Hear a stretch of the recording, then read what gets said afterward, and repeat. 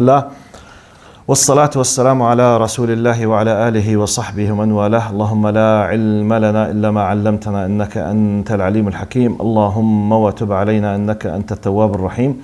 سبحانك لا نحصي ثناء عليك أنت كما أثنيت على نفسك. أنت المقدم وأنت المؤخر وأنت على كل شيء قدير.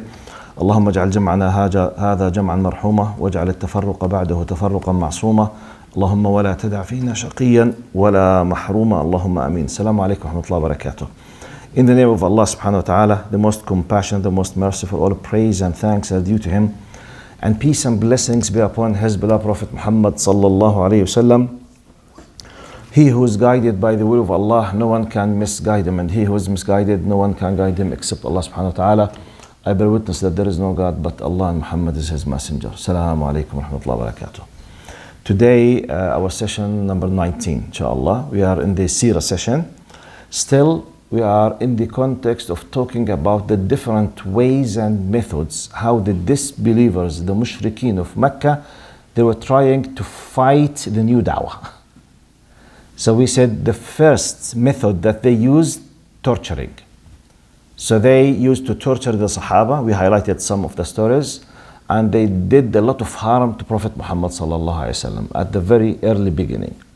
Then last time we highlighted some examples about what they call the maneuvering and temptation. إغراء و مراوغة. Okay, try to, okay, لعل وعسى, perhaps. We highlighted last time one of the very powerful examples. Who remember the person who went to negotiate with the Prophet Muhammad? No, the negotiator. Utbah bin Rabi'a. Yes, Jazakumullah khair. Utbah bin Rabi'a. The one who said, why not to leave me to negotiate with Muhammad? You don't know. And the main idea was, O Muhammad, if you want to be our king, we will let you be our king. If you want the money, we will gather the money. If you want to be the boss, if you want to be the one who's in charge, we will do it.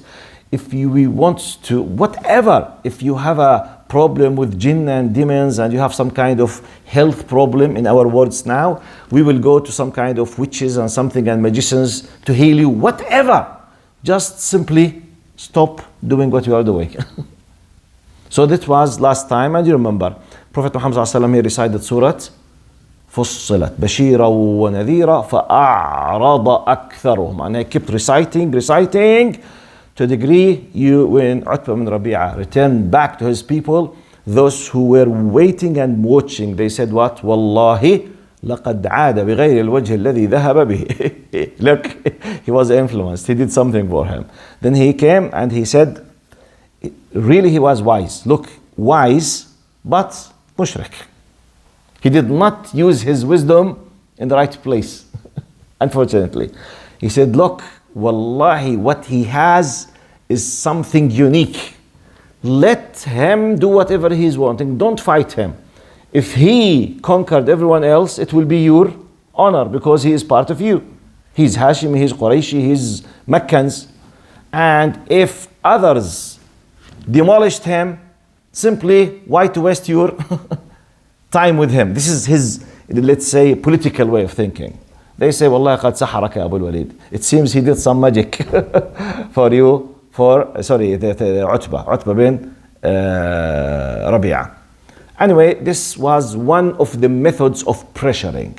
Today, we will highlight a third method.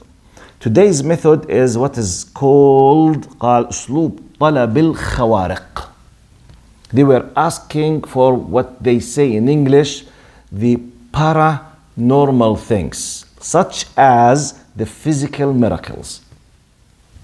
So, تفجر لنا من الأرض ينبوعا, or do that such and such. So we'll be reading some of the hadith about this, and we will highlight the concept of طلب الخوارق. طلب الخوارق, which means they wanted something. Okay, if you are a prophet, okay, do for us such and such, do such and such, change the mountains, remove the mountains. Let this piece of land, the Mecca, be very nice place for agriculture. Let us be able to plant. Turn as-Safa into gold, gold of amount of gold, which means do such and such. If not, you can't prove for us that you are a prophet. This is the physical miracles. Now, this is our today's topic, and it contains a lot of important things. قال أنس رضي الله عنه, it was narrated by Imam al-Bukhari في كتاب مناقب الأنصار باب انشقاق القمر. We need to know, Imam al-Bukhari narrated the following narration that I will recite now in Arabic and I will translate in English. قال أنس رضي الله عنه قال أن أهل مكة سألوا نبي الله صلى الله عليه وسلم أن يريهم آية فأراهم انشقاق القمر مرتين. According to Imam Bukhari, the people of Mecca, they asked Prophet Muhammad, challenging him, if you are a true, genuine prophet, show us split the moon. And it happened. Some people, okay, how can you prove it scientifically? Who cares? Who cares? Okay? For us, if we were told that it happened, it happened. But how come? Yes, salam. Allah created everything. How come you and me were created from nothing? So please don't waste your time in this area. It happened, yes, it happened. اقتربت الساعة وانشق القمر وإن يروا كل آية يعرضوا ويقولوا سحر مستمر. Who told you that even when Allah showed them a great physical miracle, they will believe? Who told you? وَإِن يَرَوْا كُلَّ آيَةٍ. Even if we kept giving them, a sign after a sign, they will not believe. Allah knows they will not. So, Allah subhanahu wa ta'ala said, Allahumma salli ala Sayyidina Muhammad. Sorry, what is the translation of that one?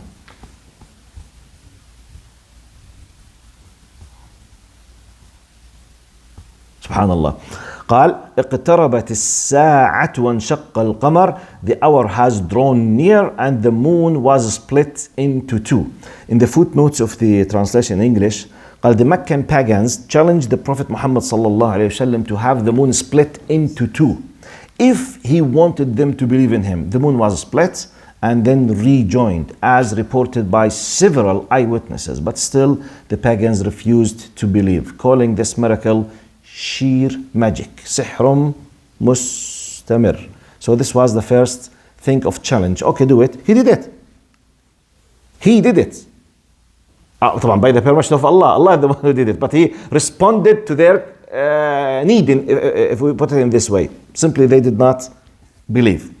Then the other narration, as was narrated عن ابن عباس رضي الله عنهما قال سأل أهل مكة النبي أن يجعل لهم الصفا ذهبا. Ibn Abbas narrated in an authentic hadith. He said, the people of Mecca asked Prophet Muhammad, challenged Prophet Muhammad to change the mount of Safa. You know Safa and Marwa, where we do the Umrah now, from a Safa Marwa. At that time, actually they were small mountains. So yes, but now we can't see them because everything has changed because of the expansion, the great. They asked, turn this mount into gold. قال وأن ينحي الجبال عنهم فيزدرعوا. And they challenged him, remove all the mountains around Mecca from them. Let it be what? Paved. So that we can what? Do plantations. To have, fruits and trees and like all other, civilized nations. We can't have our plantation. We don't have gold. We have nothing. So okay, do it for us. قال فقيل له. Then Prophet Muhammad ﷺ was told, through Archangel Gabriel, he was told, قال إن شئت أن تستأني بهم وإن شئت أن تؤتيهم الذي سألوا. He was told, O Muhammad, it's up to you. It's up to you أن تستأنيهم, which means to be patient with them. Be patient, which means اصبر عليهم. Accept their arrogance, keep doing da'wah and be patient with them. This is option number, it's up to you, the decision of Muhammad. قال وإن شئت أن تؤتيهم الذي سألوا, and if you wish, we will respond to your wish to bring to them what they are asking for. However, قال فإن كفروا أهلكوا كما أهلك من قبلهم. The law of Allah, if you ask for an ayah and you do not believe, you will be demolished. You will be vanished immediately to the hellfire. So no other chance. If you ask for a physical ayah, the ayah came and you refuse, Allah will destroy. Prophet Muhammad said, قال لا بل أستأني بهم. No, I will be patient with them. He was out of his mercy because he knows some of them they will refuse. He does not want them to be punished because he knows that many of them they will not accept this. قال فأنزل الله عز وجل هذه الآية وما منعنا أن نرسل بالآيات إلا أن كذب بها الأولون. Now the translation of this. وما منعنا أن نرسل بالآيات إلا أن كذب بها الأولون. اللهم صل على سيدنا محمد. قال وما منعنا أن نرسل بالآيات إلا أن كذب بها الأولون وآتينا ثمود الناقة مبصرة فظلموا بها وما نرسل بالآيات إلا تخويفا. Nothing keeps us. طبعا this is the majestic we. When Allah subhanahu wa ta'ala says we, نون العظمة in Arabic, okay? Nothing keeps us from sending the demanded signs. They were asking for signs. Nothing keeps us from sending the demanded signs except that they had already been denied by earlier people. And we gave Thamud the she-camel as a clear sign, but they wrongfully rejected it. We only sent the signs as a warning. Which means Allah is telling us, everyone previously they asked and they kept on being kuffar. So don't think that the fact that you are witnessing khalas, okay, it will finish. So sometimes some of the evidences, some people say, okay, prove it to me. Allah subhanahu wa ta'ala says, قالوا إنما سكرت أبصارنا. Allah was telling them, ولو فتحنا عليهم بابا من السماء فظلوا فيه يعرجون. If Allah opened like an opening, a door, a gate, a crack, whatever, into heavens, and He enabled them by a way, okay, to be descending in heavens to see something, they will start saying, look to the magician, how clever is he? He's doing magic for us. Okay, which means when arrogance from inside, previously I don't want to believe whatever, is given, rejection will be, unfortunately, will be from their side. Let me just, yes. For the law of if they ask for a physical evidence and they were provided, and if they don't believe, they will be demolished. Why it didn't happen when the qamar had been split into two? Wallahu a'lam. Allah subhanahu wa ta'ala, when we say وَمَا مَنَعْنَا أَن نُرْسَلْ, at a certain time, Allah gives some of the signs. He will not stop them completely, but insisting on the continuous signs after sign, it could lead to the full punishment for everyone. But by the way, let me just explain something. Now, in our understanding as Muslims, these signs we do not call them mu'jizat. They are not miracles. The definition of miracle for us as Muslims is what the Prophet brings as a proof that he is the Prophet. For us as Muslims, our great mu'jiza, which is called mu'jiza, is the Quran al-Karim. Others, according to ulama al-aqidah, they are called irhasat al-nubuwah, wadala al-nubuwah, signs that helps you to accept his prophethood. But the dalil as a mu'jiza, and I will give the definition now of mu'jiza, basically is just al-Quran al-Karim. So some people, they say تجوزا, which means just, you know, we just use it, we expand the usage when you say all of them mu'jizat. Actually, academically, they are not mu'jizat. The definition of mu'jizat, miracle, in the Islamic terminology, قال ما يبعث أو ما يجريه الله من خوارق العادات على يد نبي أو رسول لإثبات نبوته. This is the definition. Anything that breaks the law of the universe, anything which is paranormal thing, anything that breaks the custom of the universe by the will of Allah as a proof that I'm a sign. For us, the true mu'jiza in this definition is the Quran.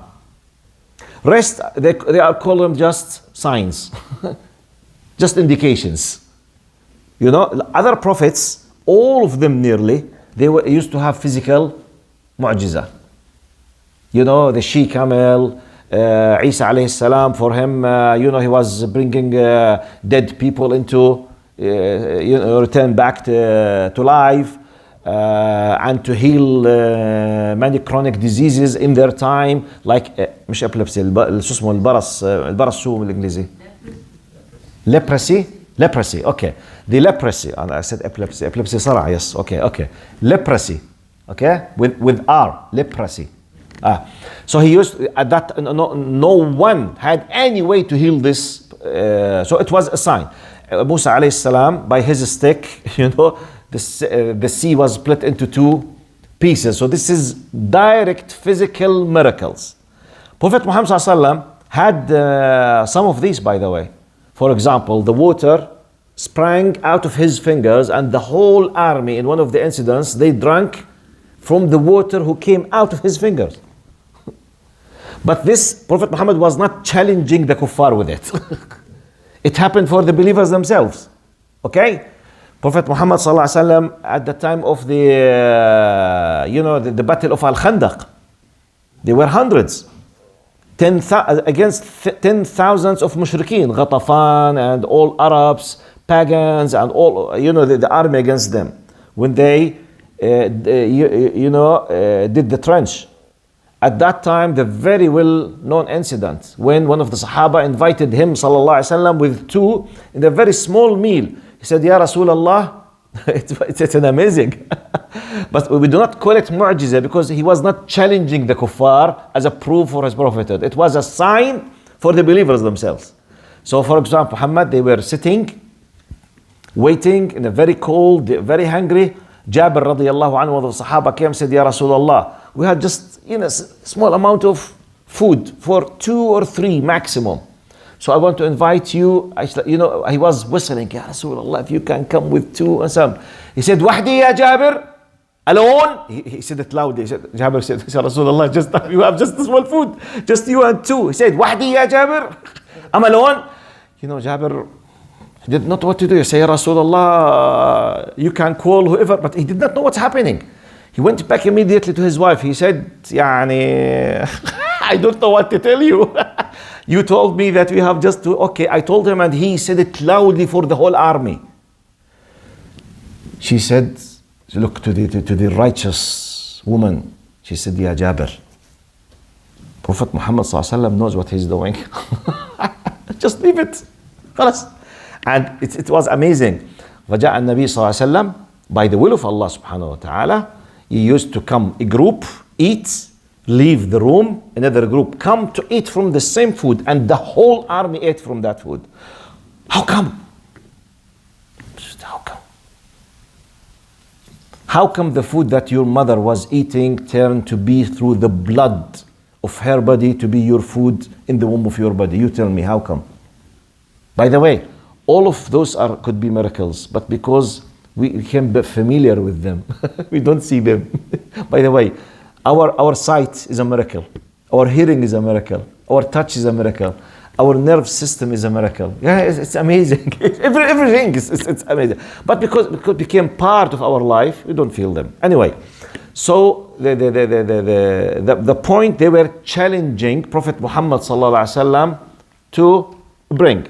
So Prophet Muhammad sallallahu alaihi wasallam, his great miracle is the Quran. However, they insisted, and Prophet Muhammad sallallahu alaihi wasallam, in that specific incident, They kept asking.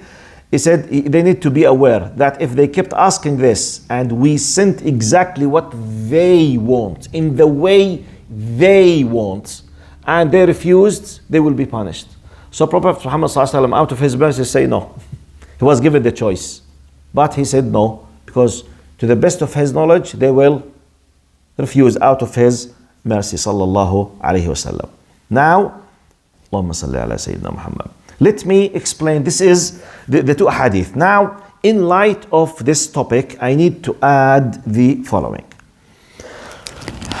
Miracle, I highlighted the concept of miracle. They were asking for physical miracles. So please be careful. We Muslims, we are the only believers in the history of the chain of believers from Adam to Muhammad that we believe in a non-physical miracle. The only. So you need to understand that.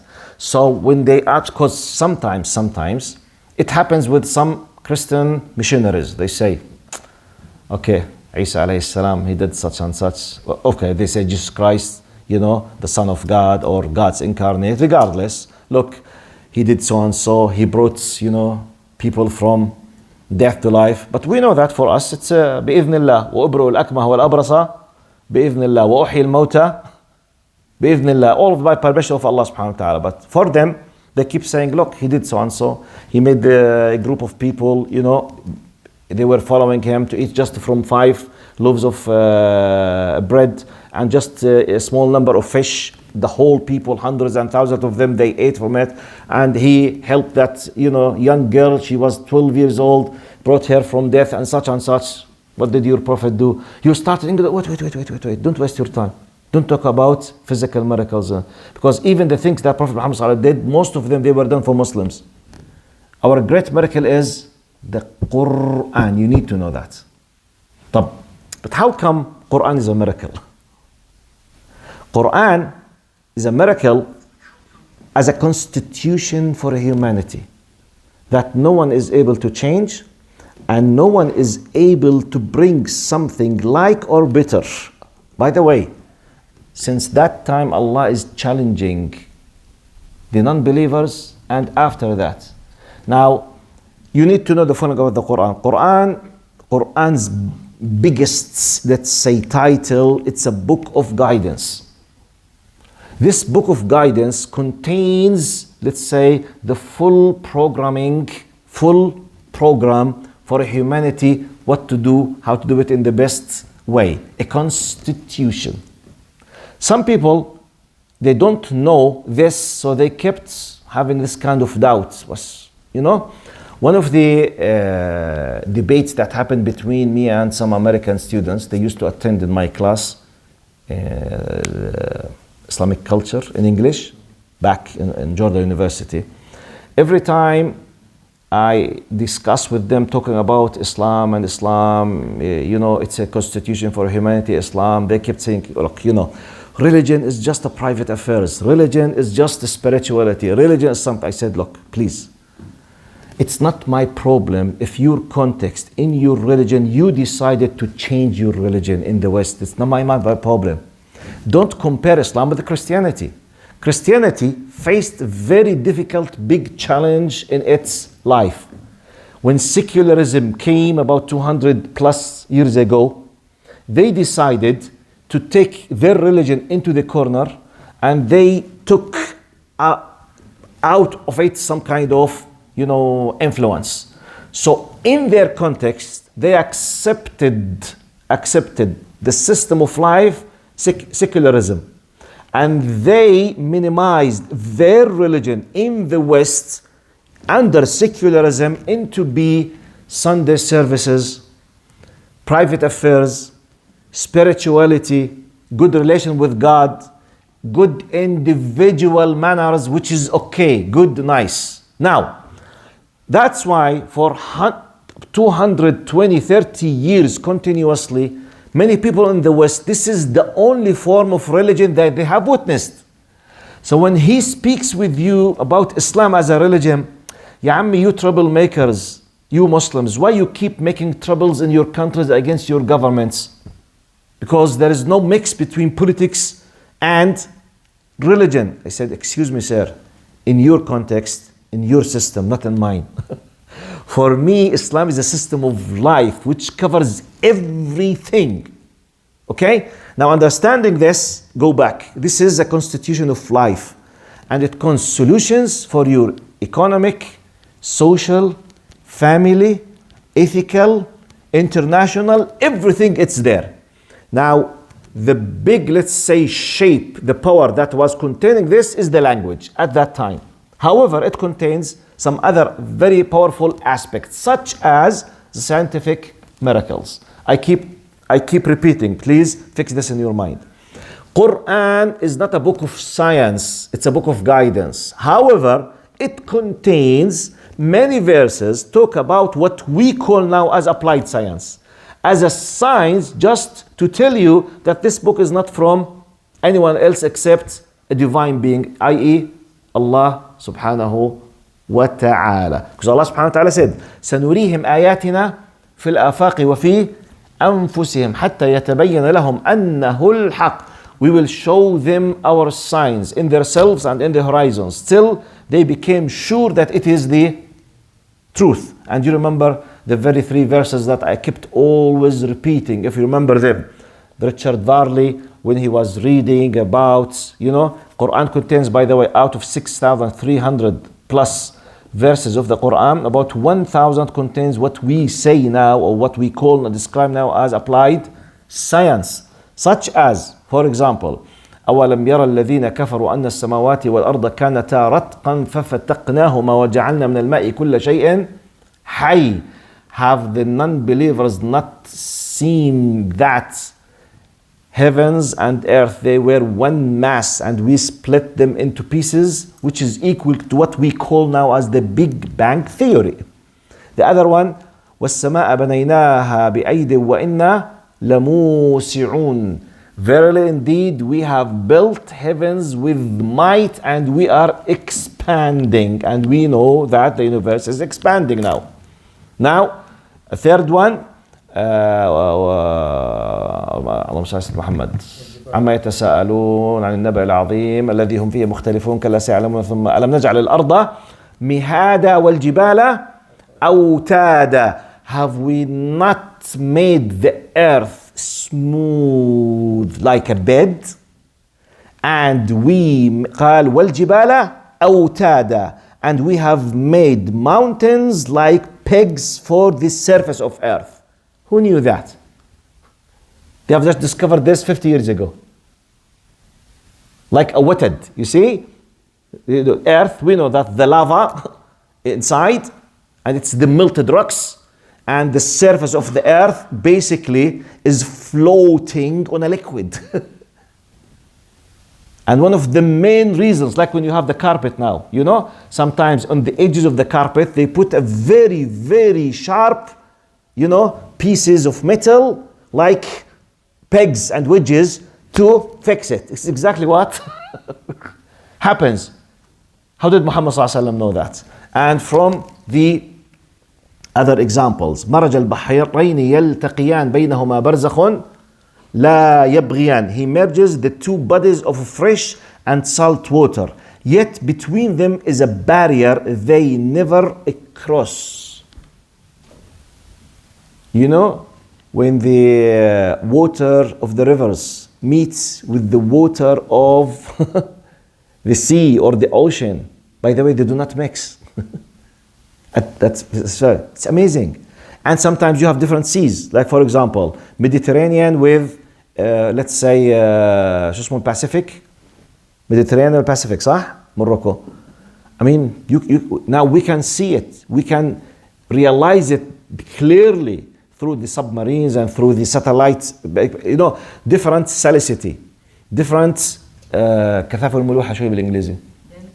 Density and salicity.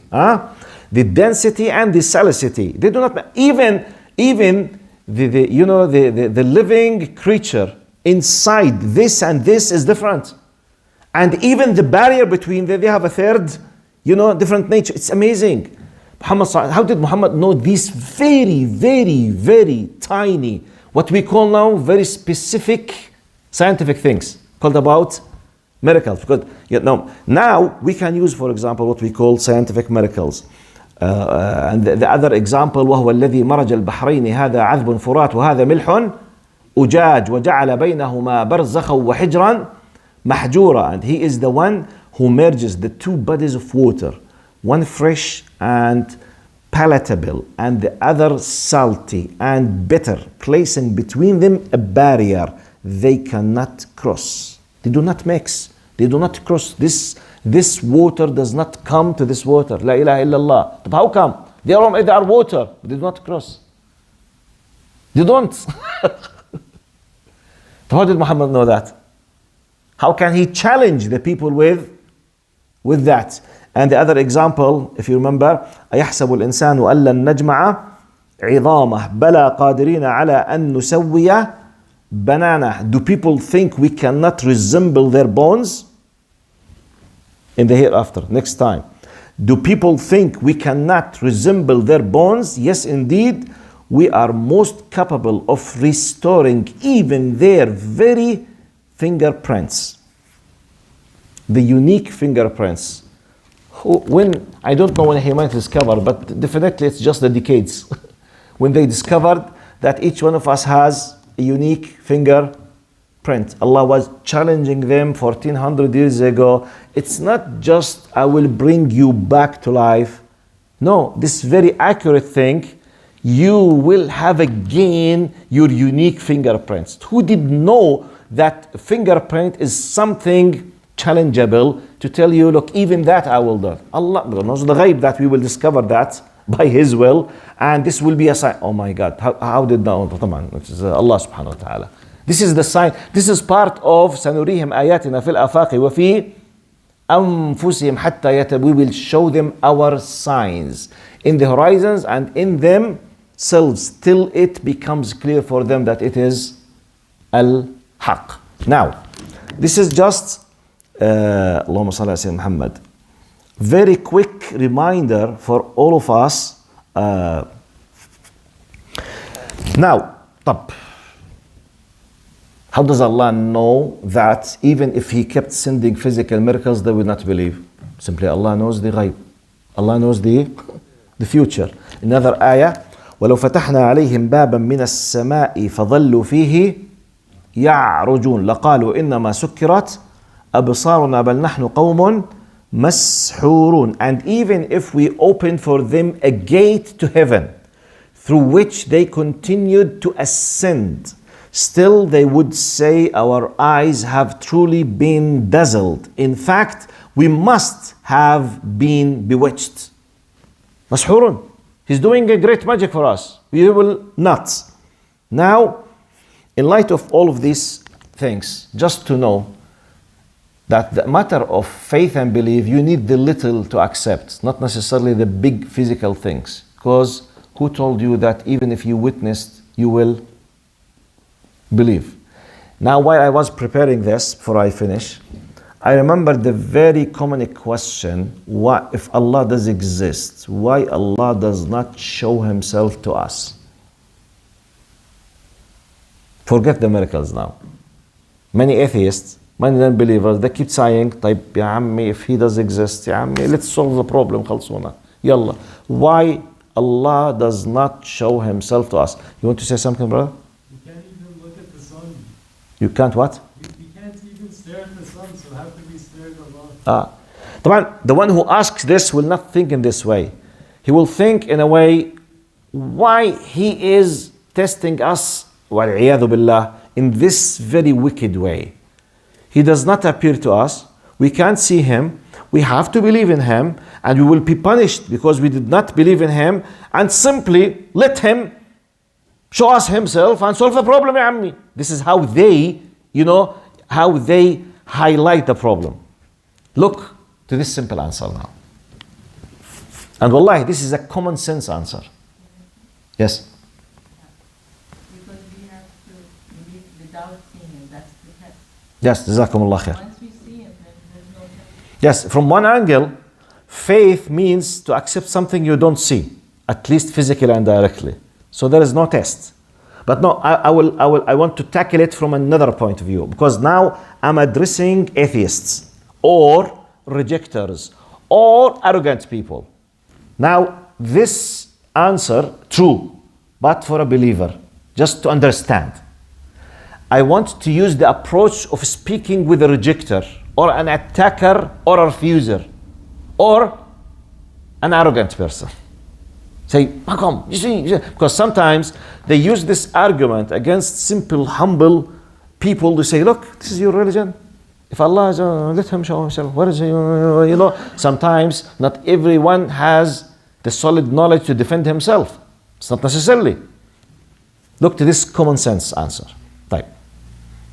Imagine that Allah did show himself to those people who asked, let's say, 1400 years ago. Okay, Allah decided to show himself, they saw him. Finished. Those who saw him, let's say they 10,000s. But next month, some people did not see him. They were asked to do what? They want to see him. Again, he showed himself. But their sons and daughters. Their sons and daughters. Their sons and daughters. So if you want to be just, Allah should be physically appearing 24/7, or otherwise anyone who missed the opportunity to see Allah physically will not be asked to accept Allah because he did not see him, which means Allah will be completely physically easy to approach 24/7. Are you with me? So from one angle. Now, in our common sense, precious, valuable things, are they available, exposed in the streets, or hardly to approach? Let's talk about kings, human kings. Can you see a king easily? Forget the media, I'm not talking about the media. Physically, can you sit with a king easily? Can you approach a king easily? It's a simple, humble, common sense part of our understanding, and we accept this. If you are not just a king, if you are just an important person or a very rich person, very limited people will have the opportunity to approach you. True or false? What is the built-in thing that we accept and we do it and we apply it, we ourselves? Even the one who's asking. If he became a king, he will not allow anyone to come. He will say, hey, I'm not that cheap to be available 24/7. True or false? Subhanallah. We accept this for us. We apply it for us. We do it and we consider it part of the prestige as a normal human beings. When it comes to Allah, why Allah does not show himself? This same person, if he's the one who's asking the question, if he became very rich, very powerful, he will not allow anyone to come to him easily. Am I exaggerating? Or this is part of what we do? It says, sometimes you need this type of ways of answers for the youth, or for the one who does not have, maybe let's say, a common sense in the Islamic education. He just keep asking questions, because sometimes the question comes regardless where it comes from, but the question is here. Boom, boom, boom. So sometimes you need to give, this way of answering. Wallahu a'lam. طيب. So today I think I finished the most important point, just to make sure that I did not miss any point. Yes. To conclude, now this is the second or the third. I told you the ways of challenging Prophet Muhammad sallallahu alaihi wasallam. Yes, we have four types or four methods. Non-believers, they used to stop the people to accept the da'wah and try to stop the da'wah. One of them, the torturing. The other one, temptations, maneuvering. Third one of today is khawariq, talab al-khawariq, the paranormal things, the physical miracles.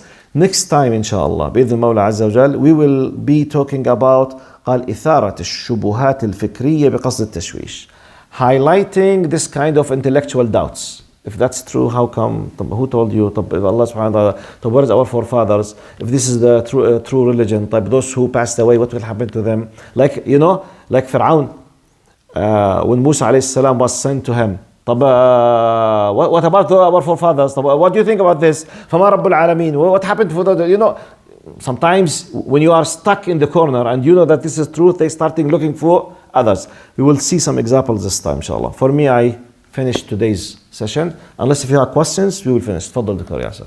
Related to the same miracle of انشقاق القمر, since a lot of كتب السيرة, they say it without details, like we don't know when it happened, who are the people who asked for it, and how Muhammad did he stand up and say, look at the moon now it's splitting, now it's gonna get back. We don't know the reaction, physical reaction of the people at that time. I mean, for the best of my knowledge, I did not hear about these details. Does that make the story real, or it could it had something behind it? It's narrated in the Bukhari. Highest authentic. Now, the fact that we don't have the tiny details, many things we don't have the details. We don't have, but it happened. They asked him, and he did it. Why we don't have the very tiny details? I mean, because this could be applicable in tens of other things. Because other great things happens to him, sallallahu alaihi wasallam. Why we don't have the tiny details? You know, it's a great details about tens and hundreds of things. This is one of the great things. I mean, the point that the idea, the action, the question, and the reply, it was mentioned in the Quran and in the authentic Sunnah. So as I can give you like a methodological answer. Generally speaking, I think you were witnessing with us when we were talking about the stories in the Quran Kareem, al-Qasas fil Quran Kareem. Now, about a third of the Quran qasas, stories. Allah subhanahu wa ta'ala, he said, لَقَدْ كَانَ فِي قَصَصِهِمْ عِبْرَةً. Verily indeed, in their stories, there were what? Lessons. However, now in many times, you have a very great stories. You don't have tiny details. One of the greatest stories in the Quran, the biggest story, as a one solid story, Surah Yusuf. If you want to ask the tiny details that really you would love to know, wallah, you will kill yourself to know them. They are not mentioned. يا أبت إني رأيت أحد عشر إذ قال يوسف لأبيه يا أبت إني رأيت أحد عشر والشمس والقمر رأيتهم لي. When did this happen? How old was he? What is the name of his brother? What is the exact names of them? Exactly what he was wearing when they went to to sell him, what they were wearing, what they were playing, what exactly the place. There have been many questions. We don't have the details. So what was the methodology? Whatever the Quran simply skipped, it means not important. And that's it in a very simple way. But for example, the greatest greatest test for Yusuf alayhi salam at that specific time, when she was trying to seduce him to commit the fahisha. What Quran said? استبق الباب قدت قميصه من دبر ألف يا سيدها لدى الباب. The verse قال هي راودتني عن نفسي. 2 words. But do you think in reality it's just 2 words? It's a huge event. The Prime Minister of Egypt. To him, his wife is claiming that the slave servant inside his house was about to do sexual harassment and to rape her. It's a disaster. We can imagine screaming and the people are crying and this kind of big lies. Women and servants are doing such and such. Her family came, we will nukassir, we will do, all of these things happened. Yes. What did the Quran say? واستبق الباب قدت قميصه من دبر ألف يا سيدها لدى الباب. Immediately قالت ما جزاء من أراد بأهلك سوءا إلا أن يسجن. Subhanallah, it's amazing. ولله المثل الأعلى. This event which could have taken, I can imagine at that time, maybe 2-3 hours, just at the time of the peak. Hundreds of thousands of statements they were said. The Quran gave us just less than 1 page. The cream of what we need. That's it. But what about the details? We don't know them. Why? No need. And this is the beauty of the Quran. ولله المثل الأعلى. It's exactly like, just give me 1 second. Exactly like ولله المثل الأعلى. ولله المثل الأعلى. Just to make it simple. You know what makes the high prestigious cinematic footages in the big films, when you take a very quick footage for seconds. Sometimes it gives you the face, the incidents. You know, far, close, like this, finished. But if you know, when they compare, for example, between Hollywood, وَلِلَّهِ الْمَثَلُ الْأَعْلَى, and the old Arab industry in filming industry, you will see the discussion for 10 minutes for one simple point, while there 10 big events in 3 minutes. That's why you keep watching. You keep watching. While if you had the full details with the slow motion, الله بقول لك ايه يا جدع، هو انتوا رحتوا هناك ولا ما رحتوش؟ ابى اقول لك ايه، لا ما رحتوش، قال ما رحنا. طب ايه اللي فيه البورد؟ يقول ليف لي فيلم. While when you have action, screaming, jumping, killing, shooting, tap, you take the idea, that's finished. The idea is finished. والله المثل الأعلى. This is the Quran. You get my point? So I'm giving it from intellectual media, okay, production point of view. Why details are not needed in the Quran itself. So in the Sunnah it's close to that, especially when we have the very authentic. Wallahu a'lam. This is what I know. Wallahu a'lam. Another question? Sorry, so yes, please further. I just want to know, is it true that when they went to the moon, they found a line? I don't know, to be honest with you. You know, it's claimed yes, no. Simply, what I advise you, it's not a big deal for us, because we are not waiting anyone to give us the accreditation that did it happen or not. Who cares? If we were told, Allah told us it happened, it happened. Finished, close the file. Because, no, let's apply it. For example, let's take it from methodological point of view. طيب, Allah subhanahu wa ta'ala said that He created the she-camel out of rock. And the she-camel was drinking a great amount of water. Someone say, okay, how can you prove it? Who told you that I need to prove it? Who told you? This is applicable. Okay, prove to me that Qawm Aad, they were cultivating the rocks and where are they? I don't need to prove that. Allah told me, I believe it. That's it. Because this is applicable in the whole idea of the ghaib. طيب, how can we prove the tiny details that Allah told us about the beginning of the creation of Adam? That's why we need to, it's either you accept what Allah is saying or just refuse it. That's why we don't use scientifically approved in this way. Scientifically approved, this is used just in the applied science for physics, chemistry, biology, yes, but not in religion and faith. This is a big mistake that some people say. How can we prove it scientifically? How can you prove to me scientifically? One of the very, very funny things, very funny, that sometimes we have a debate with an atheist. Say, you Muslims, you believe in, and you believe. I said, okay. While he was speaking, he was quoting Plato. I said, do you believe that Plato did exist? طبعا, he was a great philosopher. How did you know? Huh? How did you know that Plato existed? Huh? I'm asking, how? You know, everyone knows his book.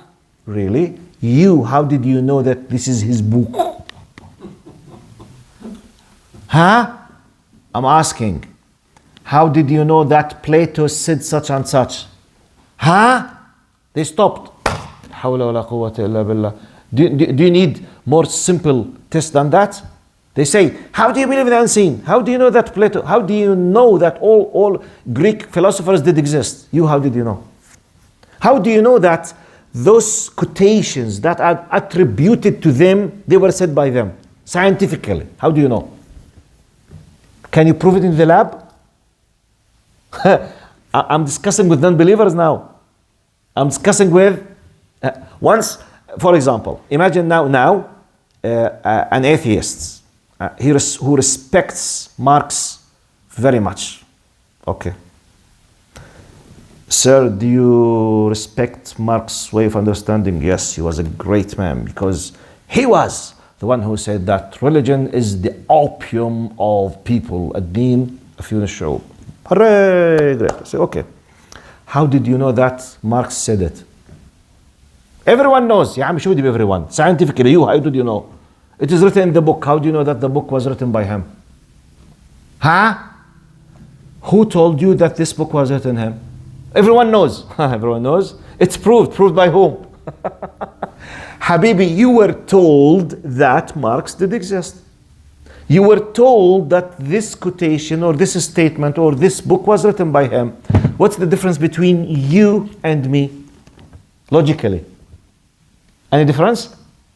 He's accusing me as a simple, backward, religious believer because I believe that someone has told me that something has happened some time ago. But you, Mr. Atheist or non-religious or fanatic secular, how do you know that those people did exist? You got my point? The same. That's why I keep telling my students, I say, the word scientifically approved is one of the biggest misleading quotations when we discuss religions. Scientifically approved. They say, yes, it's proved in science. You, how did you know? You as a person. You read in the website. How do you know that this website is telling the truth? I trust the website. You trust. Type logically, scientifically, is it possible this website is a fake website? Impossible. You know, it's proved in Harvard. Okay, you, how did you know that Harvard proved it? They said it on their website. I read it in a book. How do you know scientifically that this book tells the truth? Everyone knows. When you tell me everyone knows, this is the tawatur and this is the sahih that we believe in. Habibi, Welcome. join the club. But the difference between you and me, that we have a methodology of filtering fake, bad, good, authentic from rubbish. While Habib Albe, you don't have this methodology. You accept everything as is. So everything for you, because you have no proof on earth that you can't scientifically prove that not even one quotation could be authentically attributed to Plato, who lived, thousands of years ago. How do you know? We have our narration system. We have our we have a science. You don't have it. You just know it in the book. You have no idea about that. We have it. Wallahu alam. This is a reply for, I don't know his question, I think. Yes. Okay? Any other question or comment? Jazakumullah khair. See you next time. Assalamu alaikum wa rahmatullahi wa barakatuh.